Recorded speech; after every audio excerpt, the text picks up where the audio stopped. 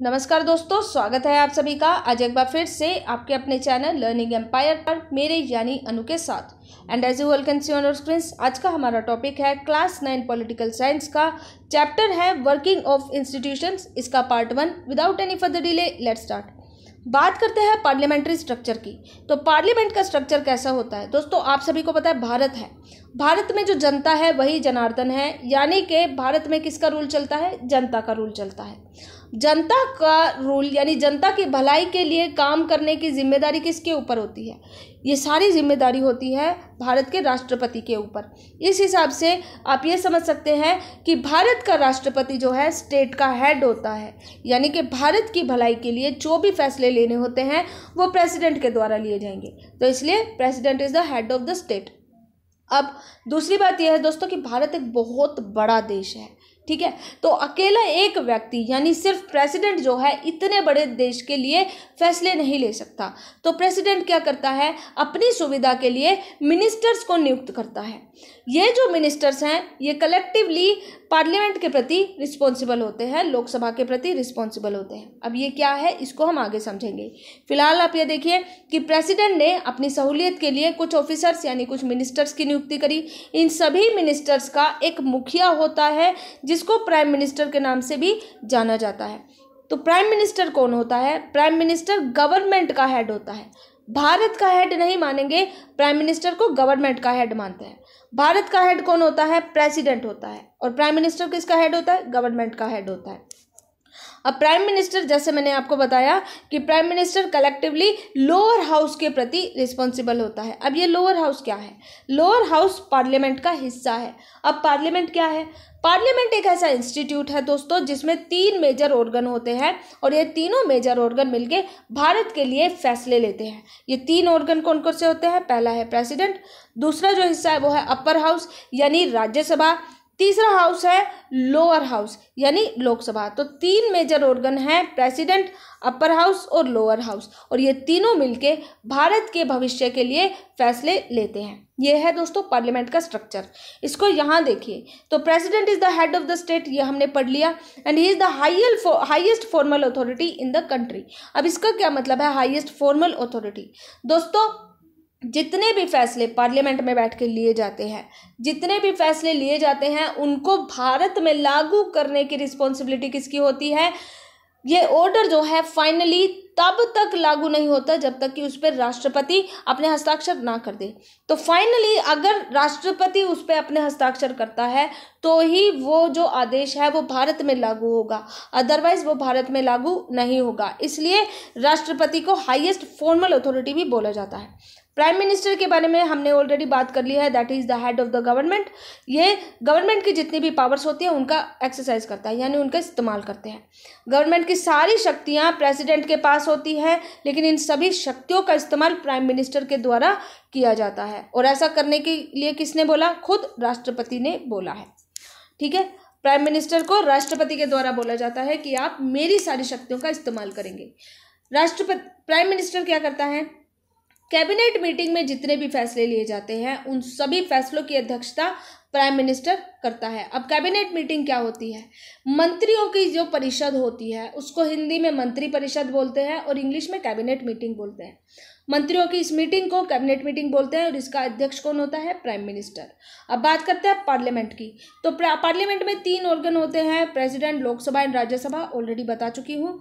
Prime minister जो है इसको बहुत ज़रूरी होता है कि लोकसभा मेंबर्स की इसको मेजोरिटी मिले।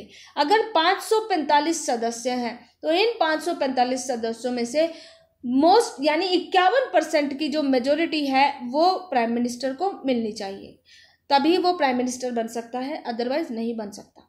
अब बात करते हैं ऑफिस मेमोरेंडम की। तो ये क्या होता है? इसका मतलब होता है सरकारी आदेश। अब बात करते हैं कि सरकार अपने आदेश किस तरीके से निकालती है, तो इसको एक एग्जांपल के थ्रू समझेंगे।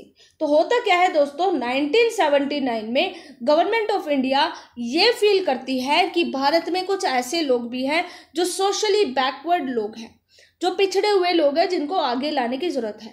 तो गवर्नमेंट ऑफ इंडिया इस दिशा में क्या करती है? सेकंड बैकवर्ड क्लास कमीशन का निर्माण करती है। यह दूसरा कमीशन है, ठीक है।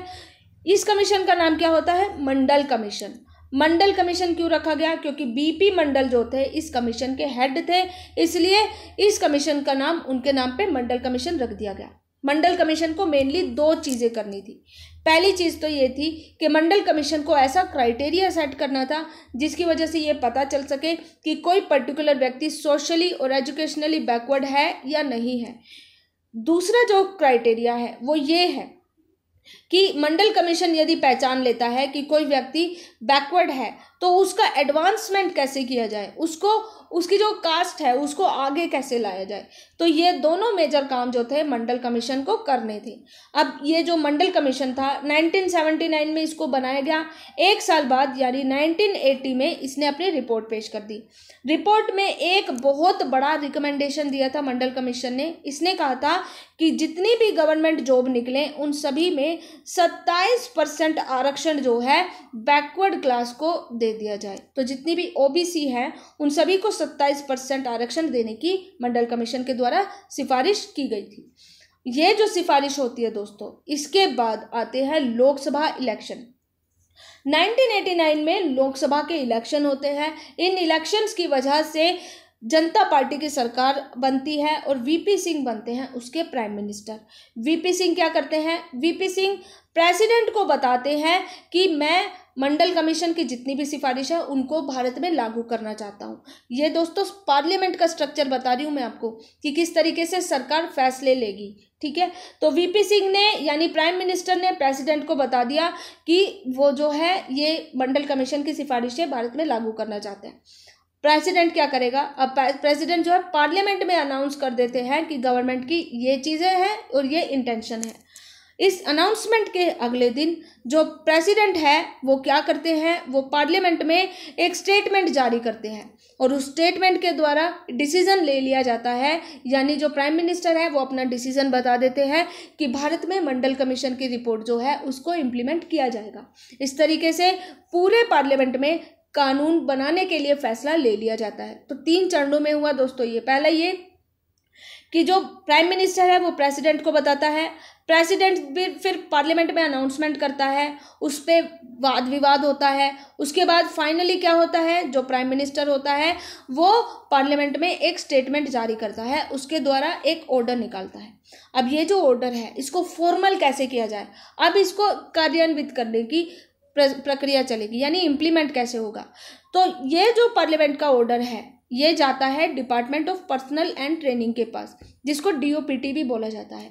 इस डिपार्टमेंट जो ऑफिसर होते हैं वो सभी ऑफिसर जो है एक ड्राफ्ट तैयार करते हैं, यानी कि एक पेपर पे लिख देते हैं कि सरकार का ये ऑर्डर है। इस ऑर्डर को फाइनली आगे भेजा जाता है और यूनियन गवर्नमेंट का जो सीनियर मोस्ट ऑफिसर होता है उसके द्वारा इस पे साइन कर दिए जाते हैं और फाइनली ये जो ड्राफ्ट है ये भारत में ऑर्डर के रूप में आ जाता है, ये कानून बन जाता है। तो इस तरीके से हमने देखा दोस्तों कि किस तरीके से इसको कानून को बनाया जाता है और किस तरीके से इम्प्लीमेंट किया जाता है। जो मैंने अभी आपको बताया वो सब मैंने यहाँ पे लिख दिया है, आप यहाँ पे पढ़ सकते हैं। ठीक है, इसके बाद क्या होता है? इसके बाद पूरे भारत में लागू हो जाता है कि पूरे भारत में 27% रिजर्वेशन जो है कुछ लोगों को दिया जा रहा है। अब इससे क्या होगा? वाइड स्प्रेड प्रोटेस्ट शुरू हो जाता है। तो वाइड स्प्रेड प्रोटेस्ट यानी पूरे भारत में विरोध प्रदर्शन शुरू हो जाता है। विरोध प्रदर्शन क्यों होता है? क्योंकि हजारों जॉब अपॉर्चुनिटीज़ को इस एक फैसले की वजह से बहुत ज़्यादा भारी मात्रा में प्रभावित होने जा रही थी ये सारी जॉब अपॉर्चुनिटीज़। तो अब इससे क्या होता है कि इससे 2 तरीके की थिंकिंग निकल के आती है।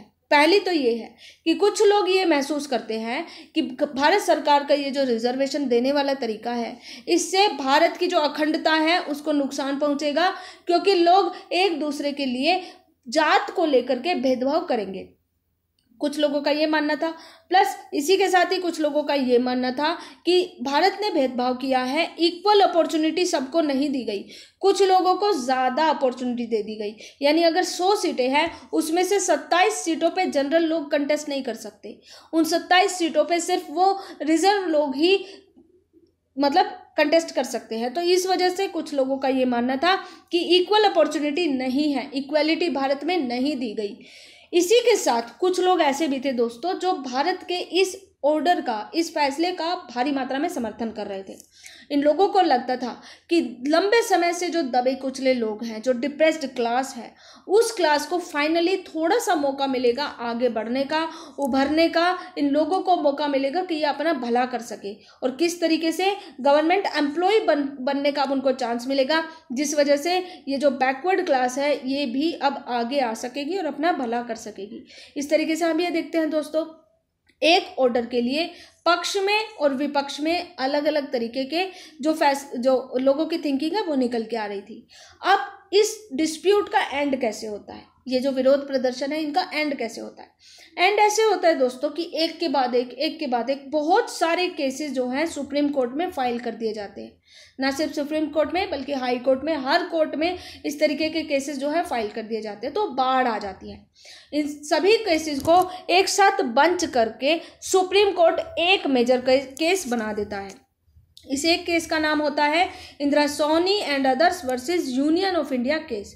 इस केस का जब सुनवाई होती है तो इस सुनवाई में 11 जज भाग लेते हैं, यानी 11 जजेस की देखरेख में ये केस जो है लड़ा जाता है। सुप्रीम कोर्ट की बहुत बड़ी बेंच कहलाती है दोस्तों। जब 11 जज एक साथ बैठ के एक मामले की सुनवाई कर रहे होते हैं तो इसका मतलब ये है कि वो जो फैसला है, वो जो केस है, पूरे भारत के लिए हद से ज़्यादा इम्पोर्टेंट है। 11 जजेस की बेंच थी। इस पूरी बेंच ने 1992 में अपना फैसला दिया। इस फैसले में सुप्रीम कोर्ट ने कहा कि सरकार के द्वारा जो 27% रिजर्वेशन दिया गया है पूरी तरीके से वैलिड है, इसमें कोई दिक्कत नहीं है। At the same time court ने यह भी कहा कि गवर्नमेंट को अपने इस फैसले में थोड़ा सा मॉडिफिकेशन करना पड़ेगा। अब ये मॉडिफिकेशन कैसे होगा ये भी जजमेंट में बताया गया। कोर्ट ने कहा कि जो लोग ऑलरेडी संपन्न हैं, जिन लोगों के पास ऑलरेडी संसाधन है, वो अपना विकास खुद कर सकते हैं, उन लोगों को रिजर्वेशन की कोई ज़रूरत नहीं है। इसलिए आप सिर्फ ऐसे लोगों को इंक्लूड करें जिनको वास्तविकता में रिजर्वेशन की ज़रूरत है, बाकी सभी को इंक्लूड ना करें। तो इसी को ध्यान में रखते हुए, इस ऑर्डर को ध्यान में रखते हुए सरकार जो है एक और ऑर्डर निकालती है। Department of personal and training की तरफ से एक और ऑफिस मेमोरेंडम निकलता है 8 सितंबर 1993 को। और तभी से क्रीमी लेयर और नॉन क्रीमी लेयर का जो फंडा है, ये जो ओबीसी कास्ट में चल रहा है रिजर्वेशन के दौरान, ये तभी से कंटिन्यू है। इसके बाद क्या होता है दोस्तों देखेंगे कल। आई होप आज के सेशन से आपको कुछ ना कुछ सीखने को मिला होगा। भारत में फैसले कैसे लिए जाते हैं बहुत इजी वे में मैंने समझाने की कोशिश की है। अगर आपको हमारा सेशन पसंद आया तो do like, share and subscribe our channel and press the bell icon for more updates.